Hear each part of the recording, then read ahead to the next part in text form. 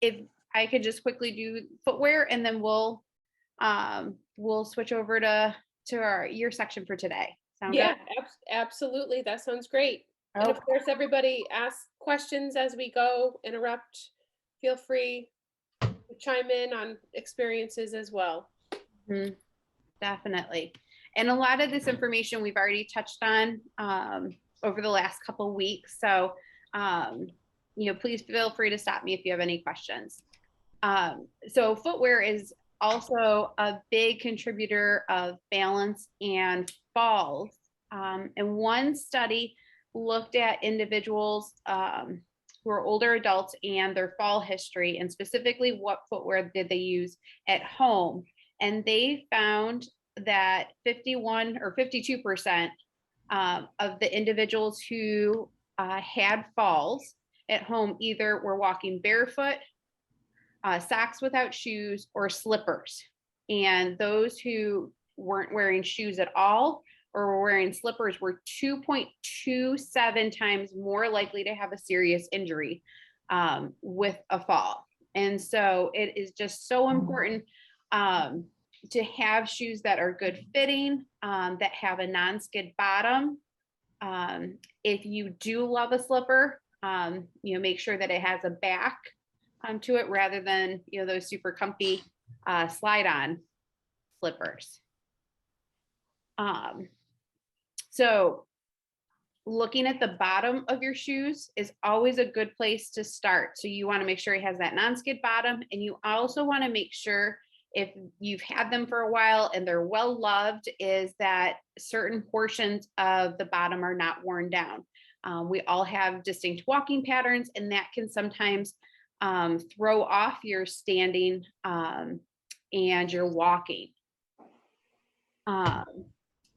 It's always great if your shoe has a way to close, whether that's tying, whether it's a slip-on with a back. And then if you do love a shoe with a heel, you want to make sure that it's no more than 1 inch. So the shoes we want to avoid are slip-on shoes, slippers without a back, clogs, and flip-flops. Uh-oh, hold on. Sorry about that. I went to admit someone and it stopped our recording. Liz? Yes. I have never fallen when I've been barefoot. Mm-hmm. I have fallen with shoes, and good shoes and bad shoes, and but I have never fallen when I've been barefoot. Okay. So definitely I find that shoes can give us support. But Bernadette, I am very glad that you have not had to fall barefoot. Liz? Mm-hmm. Also, it's Linda. Also, the type of floor surface and carpeting makes a huge difference. My mother did not fall, but until she went to an assisted living place where they had Berber carpet, and she had shoes with good tread, and the tread caught in the carpet and she fell. And my brother-in-law, who is an EMT in an area where there is a pretty good sized assisted living place made out of our old high school, says that one of the worst things that kids can do for grandpa is get him a new pair of shoes, because if he's used to the pair that is slightly worn on the bottom that slides over that carpet, and they get him a pair with really good tread, it's going to catch in the carpet. And that's what most of his pickups from falling at the assisted living place are, people that just got new shoes. Because it catches in the carpets. So you have to be careful where you move to, what they have on their floors. Mm-hmm. Yeah, so definitely flooring can play a big role in setting the stage for a fall. Definitely. So I think that that is really good feedback just about different floorings. So we've talked a little bit about shoes that were specifically made for Parkinson's, and these kicks are great. I've worked with a couple people who've had them, and they really do make it so easy to get them on and off. And so, if shoe tying is a barrier, the process of getting your shoes on or getting your shoes off is also a barrier to wearing a shoe with a closure. These may be a great option for you. Also elastic laces. Mm-hmm. Yep, elastic laces. They also sell closures that you don't have to tie at all. And I don't think I put any of them on, but if people are interested, I can definitely send out more information about that. So tips for getting your shoes on and off. If you're having difficulty reaching down, using a long shoehorn. If you're having difficulty tying your shoes, try elastic laces or Velcro closure or a hands-free sneaker. Okay. So Lindsay, you're up. Yeah, so of course we're talking about all the ways to try and prevent a fall, but anyone that is eating, taking medications, using a walker, a cane, or living alone, 1 out of every 3 adults of folks age 65 and older fall each year. And half of those adults are over the age of 80 and will fall this year. You can go to the next slide. Thank you. So what are the risks of falls? We all know we could potentially be injured. Death rates from falls among older men and women have risen in the past decade.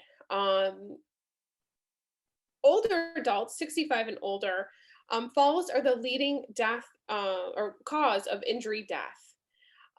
They're also the most common of non-fatal injuries in hospitals and admissions for trauma. And the outcomes, 20 to 30% of people who fall suffer from moderate to severe injuries. They can have lacerations, hip fractures, or head injuries. And these injuries can make it hard to get around or to live independently, whether it's short-term or long-term, and can significantly decrease the lifespan of the quality of life. Most fractures when it comes to older adults are due to falls. The most common fractures are in the hip, the spine, ankle, leg, pelvis, upper arms, and hands. You're trying to brace yourself from falling. You might hit something and end up breaking your hand or your arm. Or if you go down more on your bottom or hit something on your leg, it tends to be more of your hip or your pelvis. Many people fall, and even if they do, they're not injured, but you can start to develop a fear of falling, and which in turn can limit activities and reduce mobility within the home. So that's why we're always saying, keep moving, keep moving. Liz has wonderful classes, to get on the floor and learn how to get back up, but it's all about the prevention. There's many, many reasons why people fall. So, what are the most common? It can be clutter, misplaced furniture or household items, like we've discussed these past few weeks, carpets, the way furniture is placed. You could slip in the shower, the bathroom. The bathroom is very hazardous. It could be vertigo. You could get a little dizzy. Poor vision, maybe you didn't put your glasses on. And also that fear that we were talking about. So polypharmacy, sometimes as some of you might have experienced, medication is huge. Taking multiple or too many medications at the same time might affect how you're feeling and result in a fall. And purchasing prescriptions from different pharmacies. The pharmacists are very good at looking at the medications that you are receiving from the pharmacy, and we'll talk to you about any interaction negatively that one medication could have on the other. So it's very good to try and have all of your medications in one spot, because that pharmacist can see medications coming from providers, whether it be a cardiologist, a neurologist, your primary care, and ensure that everything is coinciding correctly. And also taking prescription that does not belong to you. I highly advise not taking medication that, is not prescribed, because again, the interaction and what troubles it can cause. But also regarding medication is ensuring that you're taking your medication consistently and as prescribed. Hearing loss, believe it or not, it can definitely lead to your balance system within your ears. And as many as 30% of deaf people have some balance issues. So it's really good that Liz is able to assess and, work on balance techniques. Not only can it assist with, the inner core, but you might have some ear issues that are going on that will help with your balance as well. And lack of balance, keeping your feet balanced in a position can help reduce falls. I know that, after we're done presenting here, we try to do some activities to keep moving and working on balance. But even outside of here, continuing to work on that balance, holding on to something sturdy, a chair, a countertop, while, you work on your balance. It can definitely help reduce falls. So number one reason why people fall is due to lack of physical activity. If you're not moving, you tend to get weaker, and that inner core, gets weaker as well, and you definitely are more prone to falling. So, of course, there's many benefits, as everyone is aware. It can assist with weight control, assist with your risk of cardiovascular disease. It can reduce your risk for type 2 diabetes and metabolic syndrome. So even if you do have some of these going on, it still benefits and will help prevent you from falling. Reduce some risk for cancers. It can strengthen your bones and your muscles. It can improve your mental health and mood, improve your ability to do daily activities, and present falls by, there's supposed to say 50%, but it's by 50%, and increase your chances of living longer. So how can we make more time with physical activity?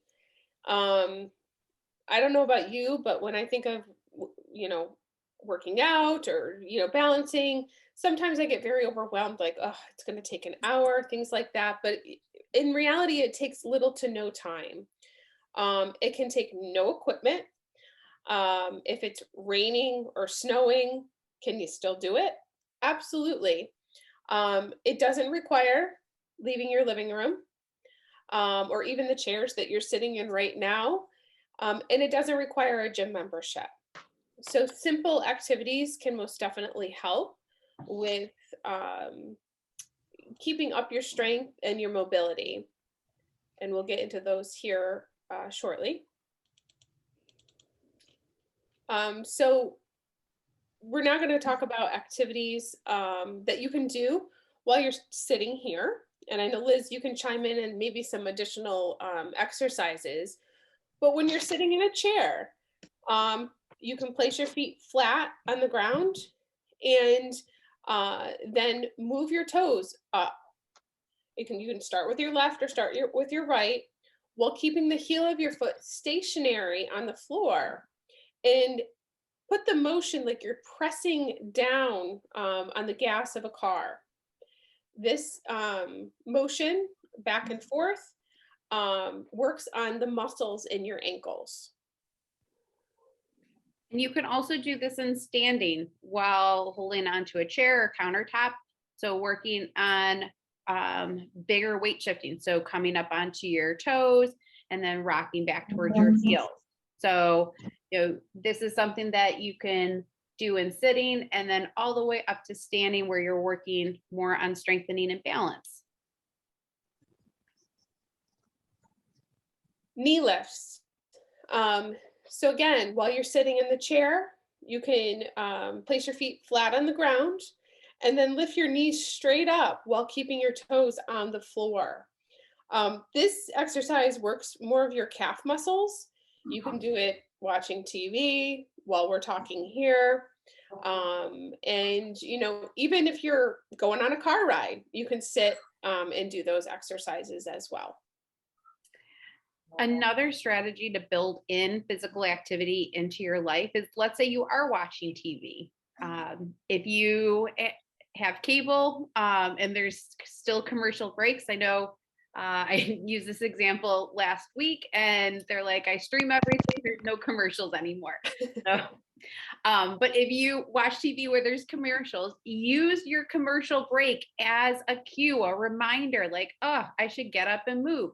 Get up, go to the bathroom, get a glass of water. Staying hydrated is so important for our overall health and our balance. So use things like commercial breaks as a reminder, for healthy movement.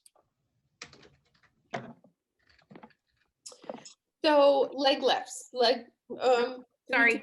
No, that's okay. Leg lifts, same thing, sitting in a chair. You can place your feet flat on the ground and then lift your legs up and down. And I like to challenge myself with this one because sometimes I get more tired than some other exercises, but this really helps your quadricep muscles. And again, you can do it at any time that you're sitting. Mm-hmm. And this is another one you can also do in standing, holding onto a chair or a countertop, to also incorporate another level of balance. So we talk about, the preventions of falling and the things that we can do to avoid these emergencies ultimately. So what I typically recommend within care management services is an emergency response system, and it can benefit you in so many ways. There are so many options that are out there, but 60% of those folks with a serious injury do not get help within 1 hour and will not survive. So they've fallen, they can't get to the phone, no one's home with them to help them. And if it's very traumatic, so many other things that can happen, ultimately death. Within 6 hours without help, there's a 90% chance of ending up in a nursing home. So you go for rehab, and sometimes it can lead to staying at the nursing home. So getting help within that golden hour is very, very crucial. It results in a 90% chance of you returning back home independent, just as you were living. And 6 hours without help results in that 90% chance of ending up in a nursing home, like we had talked about just a minute ago. This looks a little repetitive. We can go to the next one. 60 seconds. How long is 60 seconds? If anyone has been in an emergency, whether it's a fall or something happened to a loved one and you get a phone call, 60 seconds can seem like eternity. Imagine going 5 minutes, 30 minutes, 2 hours or more, even all night long with having help. So I always recommend having something on you, like a button to help in the event of an emergency. People ask why, I carry my phone on me all the time. When you do fall, depending on the placement of your phone, it could fall out of your pocket, and you might not be able to reach it. So there's devices that are made that you can have a wristwatch, you can have a pendant around your neck, whatever is really your preference. Technology has really improved within at least 5 years that I have seen. So the type of emergency, the personal emergency response systems, how can it help you? It can reduce death by up to 400%. The medical alarms can reduce hospitalizations by up to 48%, so over 50%. More than 75% of the personal emergency response users feel more secure. It might not necessarily take a traumatic experience for you to have to call them, but maybe you're laying in bed that night and you're feeling like your chest is tight or something's just not right. They're always there. The call center is always there to talk through a lot of what you're feeling and make sure that you're not feeling alone. And then it can also relieve some anxiety and improve your overall life, in the home.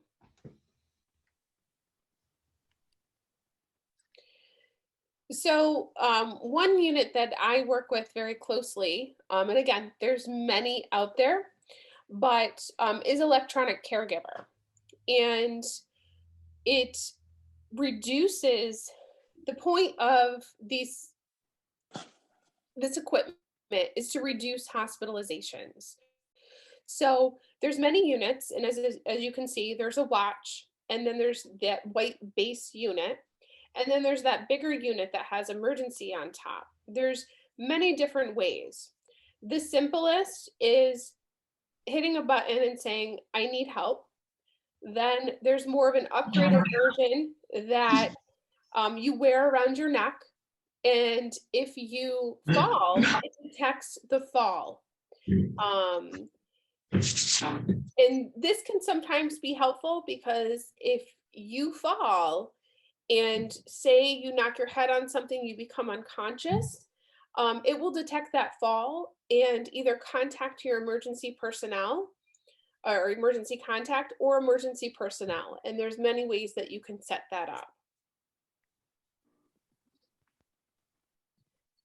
So how does it compare to others? So again, there's a lot of similarities with all of the equipment that's out there, but ultimately when it comes to specifically electronic caregiver, it has one of the lowest monthly monitoring fees. There's free installation. Installation is wonderful. You literally get the unit and you plug it in. The customer service is wonderful. And it's a lifetime product guarantee.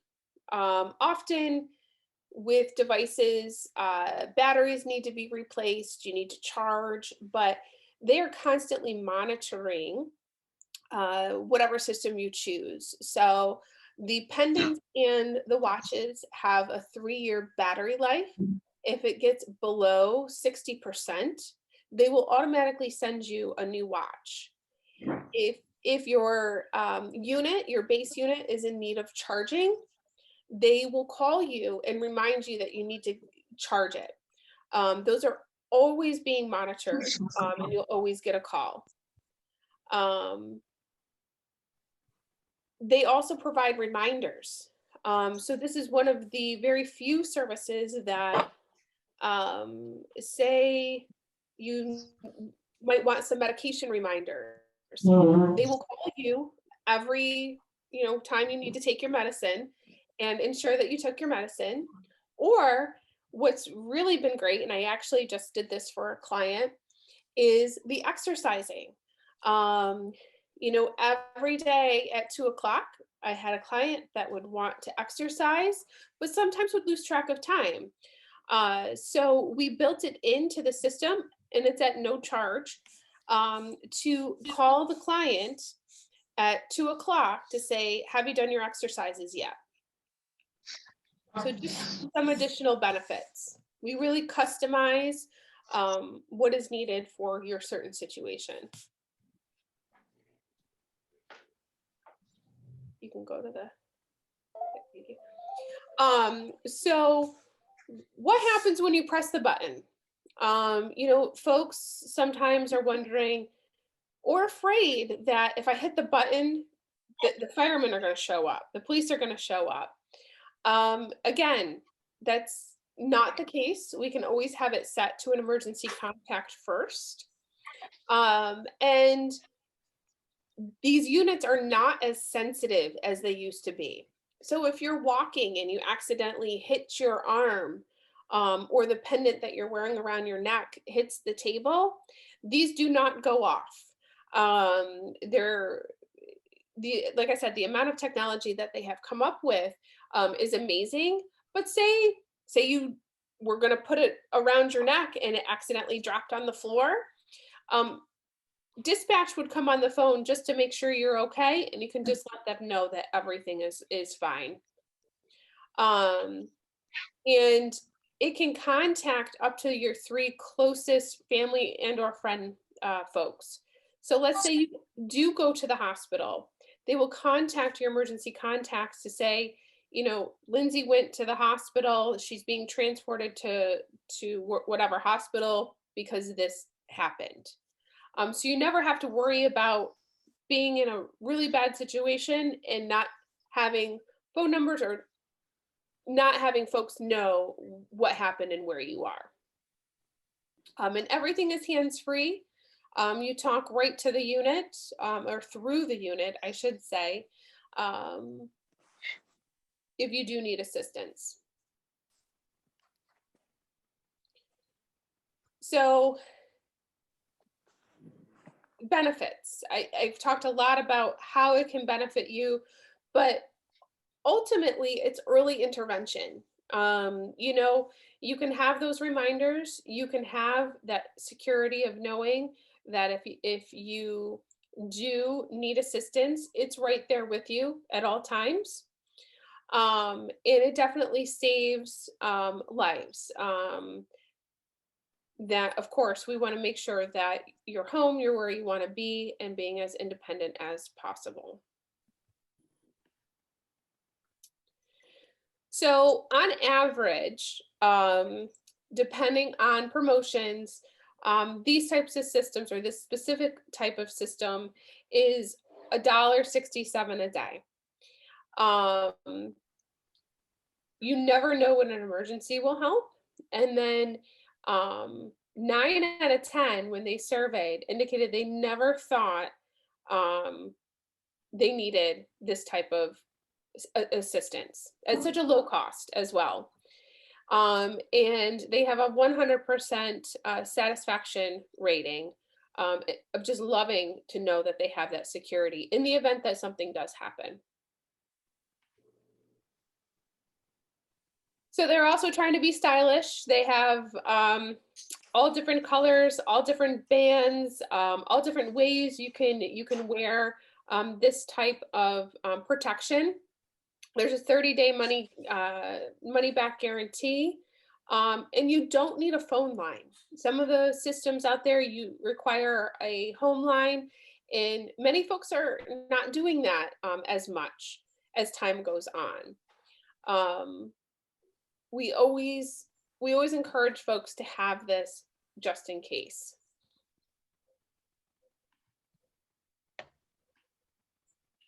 Okay. Does anybody have questions about maybe different type of personal emergency response systems that they might already have experience with, or other questions on this specific system? I do want to add that it's not just if you've fallen, there's somebody there to help you.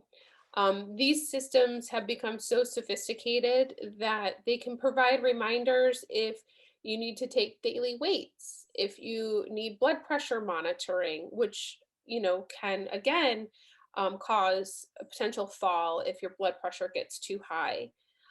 It also has glucose monitoring, and it will call you and remind you to take your glucose level if it sees that you have not, and it keeps track of that. So when you go to the doctors, you can pull it up on an app and have everything printed right out for you at your next appointment. But the goal of all of these services is to put in certain parameters, whether it be a weight, and contact your doctor before something does or could happen.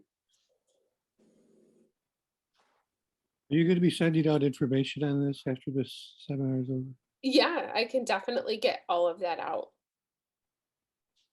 Liz and I, well, we can email it out for sure, or we definitely can do that. That's not a problem. And everything is on our website as well. Liz and I did put our information in the chat if you definitely wanted to call me and ask more questions. Okay, thank you. You're welcome.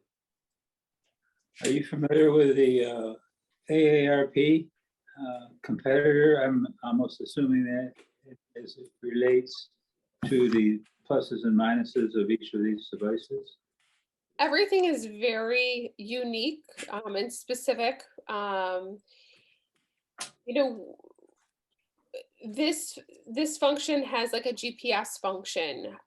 So if you go to the store, if you go to the doctor's, if you go for a walk around the block, it has the ability to send help directly to where you are located.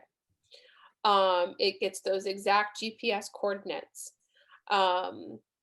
So that's one of the benefits. Usually with these services, they or the differences between the services is that GPS would be an additional cost, and also when help is pressed, you don't have the option of contacting a family member first.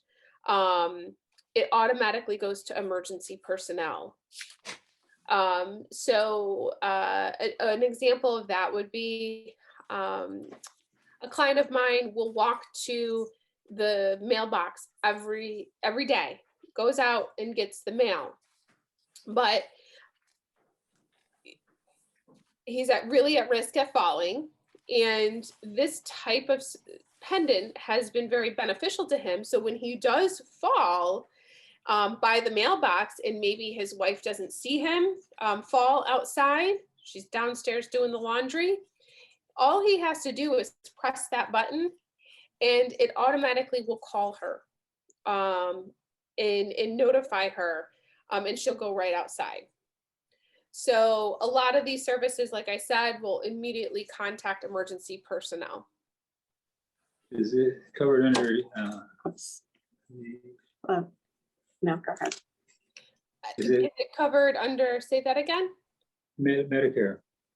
So it is not covered under Medicare. Right now, we are actually working with that process to try and get it set with Medicare.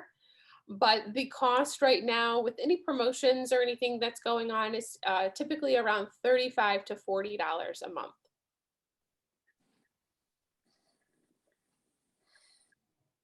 Thank you. You're welcome.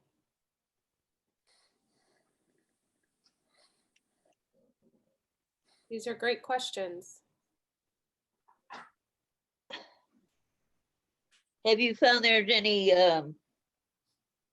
dead zones, you know, that the equipment won't work in, you know, A couple of the Adirondacks. That is a great question. So we have yet to find that it does go, the majority does go off of the cell service, the cell towers. So as of right now in this area, we haven't found any specific place that it will not cover.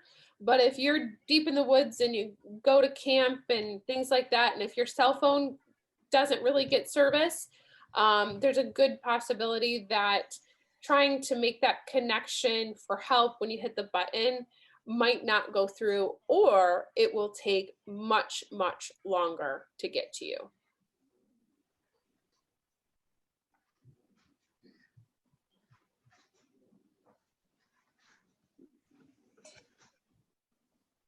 You held up a wrist, something but wearing your wrist. Is there anything that shaped like a pendant that you could wear around your neck? Yes. So the watches that were shown, that actually the wristband can snap off, and you can wear that right around your neck.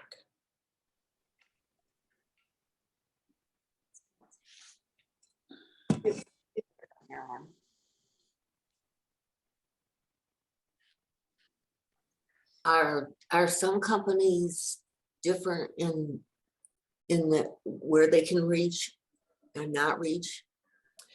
So again, it all comes down with the majority of them with cell service. If you live in an area that does not get very good cell coverage, this unit wouldn't be the best for you. I would recommend another company, but they typically only work if you have a landline.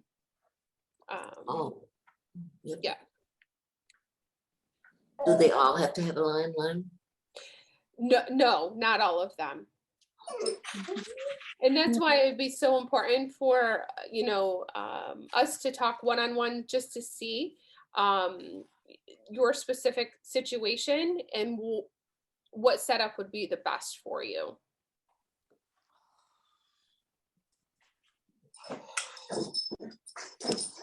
Let me go get more. Should feed you.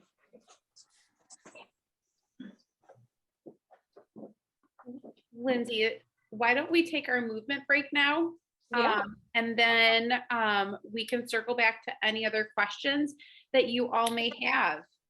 These have been such great questions throughout the 3 weeks we've done this so far. So keep them coming. Can't move, so I'll be sitting here. We're gonna get standing up. We're gonna get moving and grooving a little bit.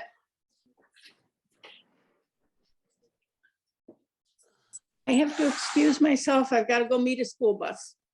Okay, Linda, nice to see you. Good to see you. All right, so we're gonna get started in standing. Feet are gonna be hip distance apart in our power stance. So a lot of times I'll talk about your power stance. So what I mean is your feet are underneath your hips and we're standing up nice and tall. And I want you to check in with your feet. So we did this our first week. So I want you to get a sense of where do you keep your weight? Is it back on your heels? Is it towards your toes? Or do you feel like you're in the center? And then also checking from side to side. Are you hanging out on one leg or are you pretty centered? So once you get a sense of where your starting point is, we're going to work on just weight shifting. So we're going to work on weight shifting forward and back just to get some movement through your feet and ankles, get them warmed up because we've been sitting for a little while. We're standing tall.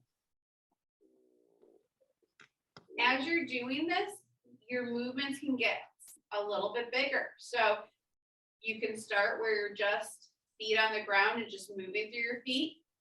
And then we can make that movement big enough that you're coming up onto your toes and rocking back on your heels. If you're feeling like you're losing your balance at all, it's okay to have a chair. if you're at a desk, use that desk for support. Let's do 5 more. I just want to warm up your feet and ankles. 3 more.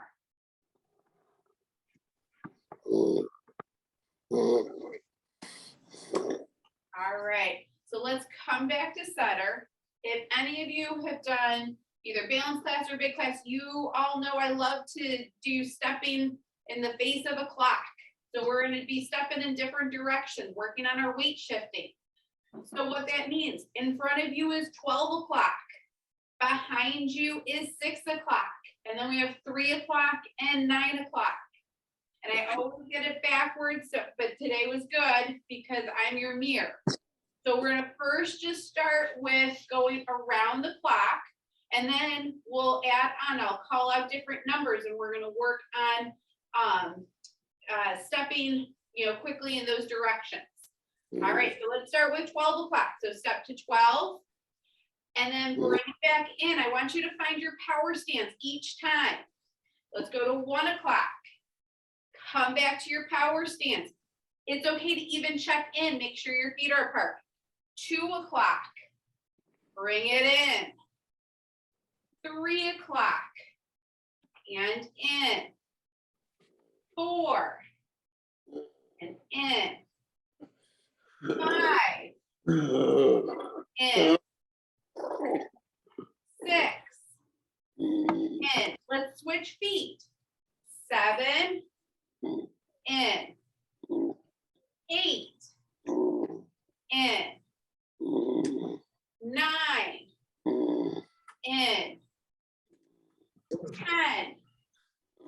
In. 11. In. And we made it back to 12. 12. In. So now I'm going to call out different numbers, and I want you to work on stepping to that part of the clock. So let's start with 3 o'clock. So you're going to step, come back into your power stance. 7. And bring it in.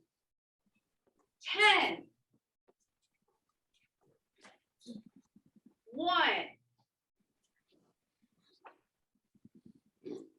6. 4. 11. 2. 8. We'll do 5 more. So 4. 10. 5. 7. And 2. Wonderful. If there was an area of your clock that was a little bit more challenging to step to, that you can make that an exercise just by itself. So sometimes keeping that big step, especially going backwards, can be a little challenging. Coming back into your power stance, so you can make that an exercise, doing it at the kitchen counter, doing it at the bathroom sink. We're going to do one more exercise. So we're going to work on, we talked about doing a knee lift. So we're going to work on doing a knee lift and holding it for 1. And then we're going to do a knee lift. We're going to hold it 1, 2. If you need a chair for balance, make sure you have that. Okay, and we're going to work our way all the way to 10. Let's go. So we're going to lift. Hold it 1. Now lift. 1, 2. Lift. 1, 2, 3. And you can be counting with me. Okay, and lift. 1, 2, 3, 4. And lift. 1, 2, 3, 4, 5. And lift.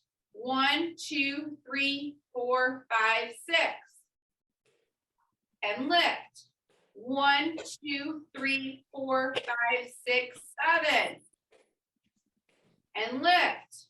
1, 2, 3, 4, 5, 6, 7, 8. And lift.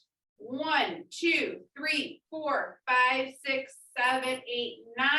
Give me one more. And lift. 1, 2, 3, 4, 5, 6, 7, 8, 9, 10. We made it on that side. Awesome. Woo! Let's switch sides. All right, so we're going to start with 1. So we're going to lift 1. Bring it back down. Now lift 1, 2. Back down. Lift it 1, 2, 3. And back down. Lift it 1, 2, 3, 4. And back down. Lift it 1, 2, 3, 4, 5. And down. Lift it 1, 2, 3, 4, 5, 6.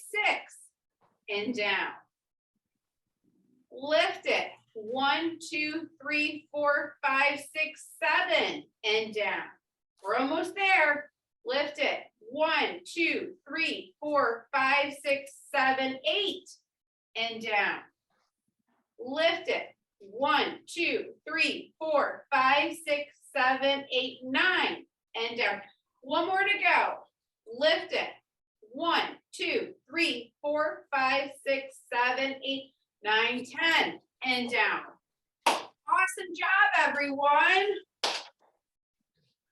So those are even great exercises you can be doing when you take that commercial break and go for a walk, or you're at the kitchen sink and doing some dishes. You know, working on that weight shift, working on standing on one leg, working on maybe the sticky part of your clock where you had a little bit more difficulty getting that step and coming back to power stance. So all of those you can really make your own to keep working on your balance. Does anyone have any questions either from today, what we talked about, or even from the last couple sessions?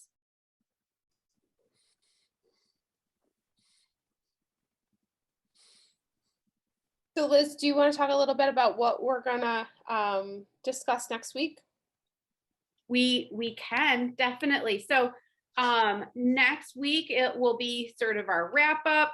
So we're going to talk a little bit more about ways that we can be optimizing medication, and then the importance of exercise. So we'll get even more into that with Parkinson's specifically.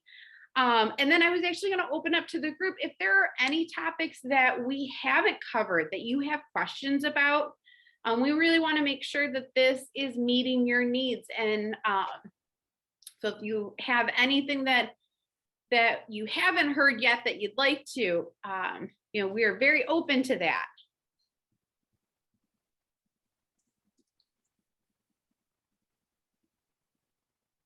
No one answered question. Oh, I think Debbie has a question. Debbie.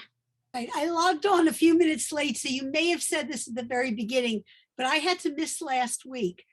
Was it recorded anywhere? Can I hear it? Yes, we have been recording each of the weeks, and it is up on our YouTube channel for the therapy practice. And I believe Pat has been sending out the YouTube links to Empower. At the end, I will also have him just do a recap with all of the YouTube links, along with a PDF of our PowerPoint slides, so you can have that as a resource. That's great. Thank you. And Debbie, is there anything that we haven't covered yet that you have a question about? Not yet. Okay. Thank you. Good. Great.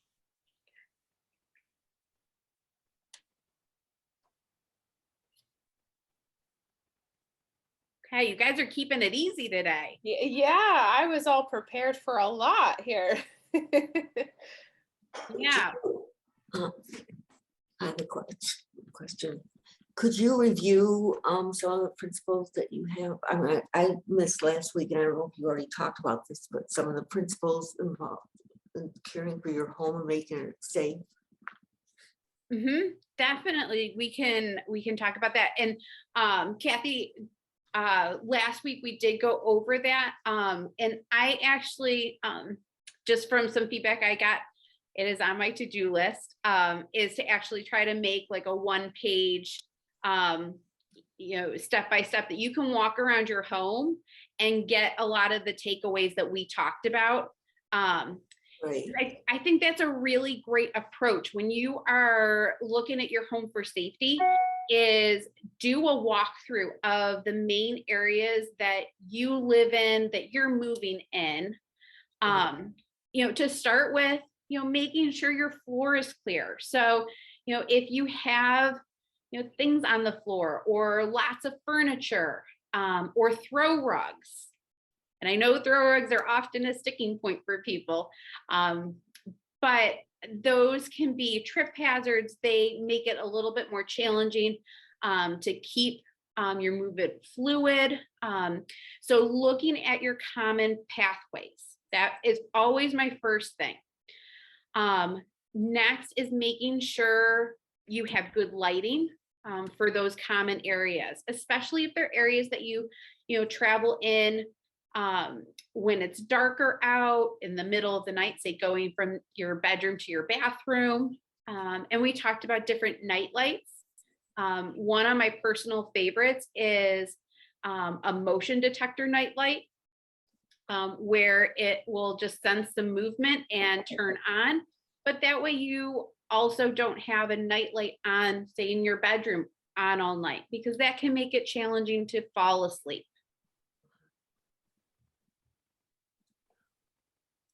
And we talked about stair safety. So making sure that, especially if you live in an older home, that your stairs are secure, that if you have a handrail, it's secure.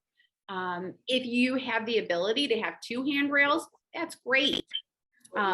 Making sure that those are really sturdy. Making sure that you don't have a lot of clutter on the stairs. If you are at my house with my 6 and 3-year-old, we got loads of clutter on the stairs. So constantly living in a trip hazard.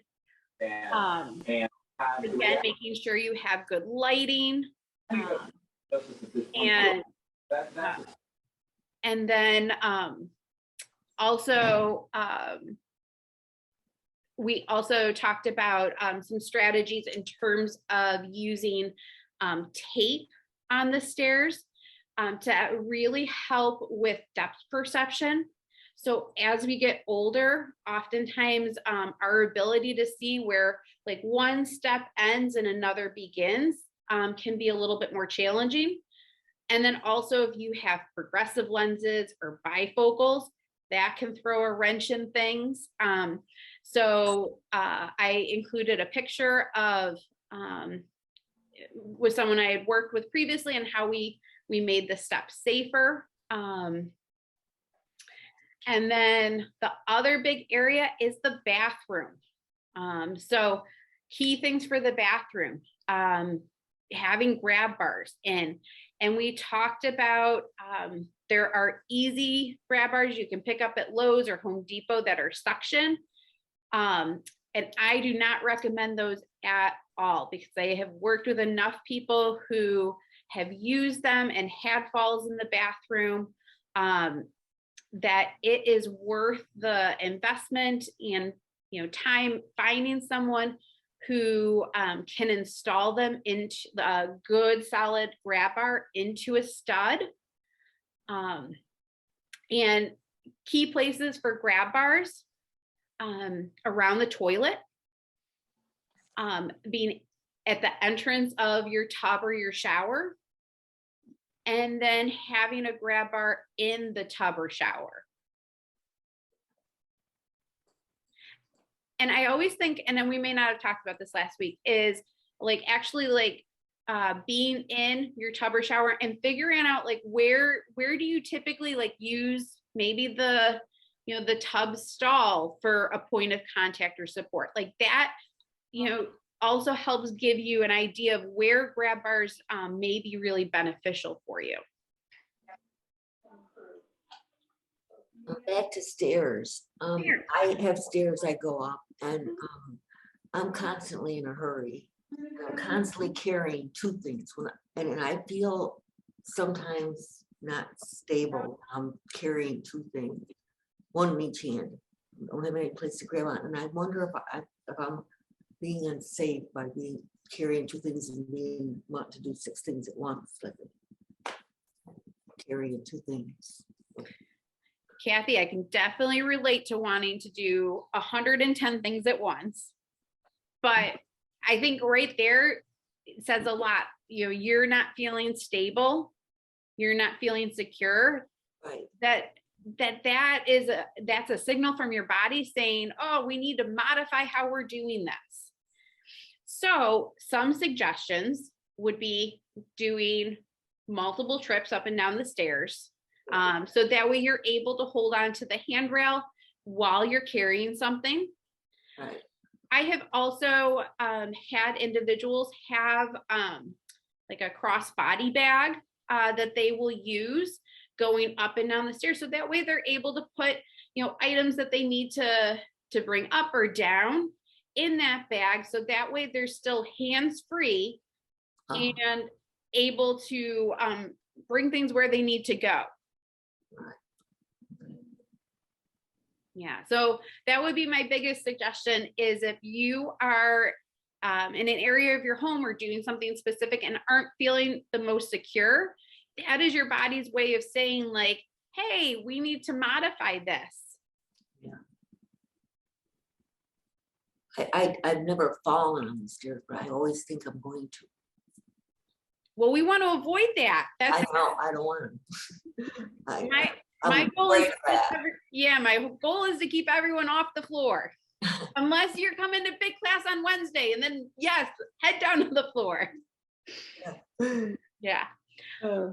We had to have stair lifts put in our house. One time when my husband fell and broke his pubic bone, he was sent home from rehab after 2 weeks without ever having tried to climb a step, and we have a raised ranch with 13 steps to get in. So the only way he could come home, I had a very short time to arrange to have stair lifts installed in our house. And I'll tell you, I use them to put the groceries on. I send the laundry up and down the stairs on the stair lifts. They're for him, but if I'm going up, I'll sometimes use them too. They're just so handy to have. We have 2 sets, one for each up to the landing and then up to the main level. And they're expensive, but and they have to be maintained, but they've been a real godsend for us. We would have had to find a 1-level house. Of course, things have changed some, but yeah. Mm-hmm. Does anyone else have any other questions? Okay, well, it is 4 o'clock. I am so glad that you all came and joined us today. I will be editing this recording and it will make its way up to YouTube in the very near future.